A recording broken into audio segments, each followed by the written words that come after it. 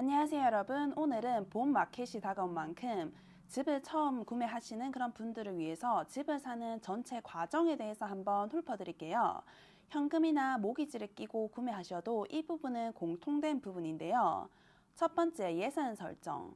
집을 보기 전에 가장 먼저 해야 할 건 내가 얼마짜리 집을 살 수 있는지 정확히 아는 거예요. 단순히 집값만 보는 게 아니라 다운페이, 클로징 비용, 매달 나갈 모기지, 이자, 세금, 보험까지 같이 계산하셔야 합니다. 이걸 먼저 안 잡으면 마음에 드는 집을 찾고도 현실적으로 못 사는 상황이 생길 수 있어요. 두 번째, 에이전트 선정과 조건 정리.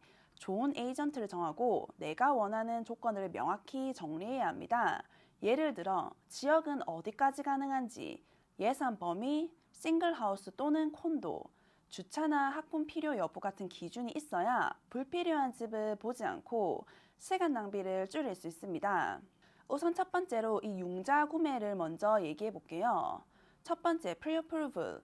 렌더, 은행 또는 모기지 회사에서 이 사람이 이 정도까지 대출 가능합니다 하는 그런 사전 승인을 받는 단계입니다.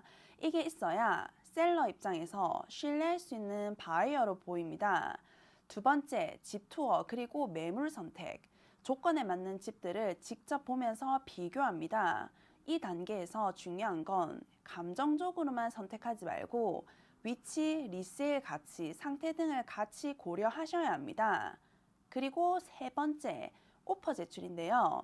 마음에 드는 집이 나오면 오퍼를 넣습니다. 이때 단순히 가격만 쓰는 게 아니라 다운페이, 비율, 그리고 이제 융자 조건, 인스펙션 기간, 클로징 날짜 등 다양한 조건이 같이 들어갑니다. 이 조건들이 경쟁에서 승패를 가르는 핵심이라고 볼 수 있어요. 네 번째, 계약 후의 인스펙션.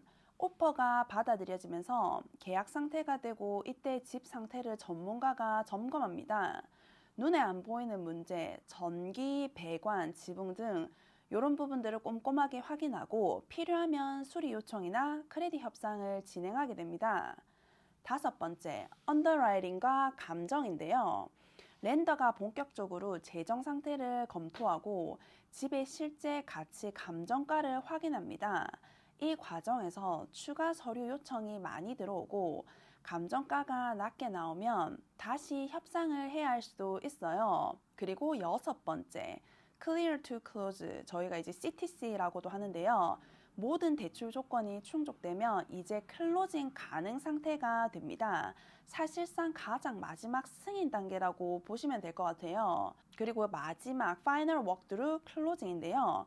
클로징 전에 집 상태를 마지막으로 확인하고 문제가 없으면 클로징에서 서류를 확인 후에 키를 받게 됩니다. 지금까지 모기지를 끼고 집을 사는 과정에 대해서 얘기 나눠봤는데요.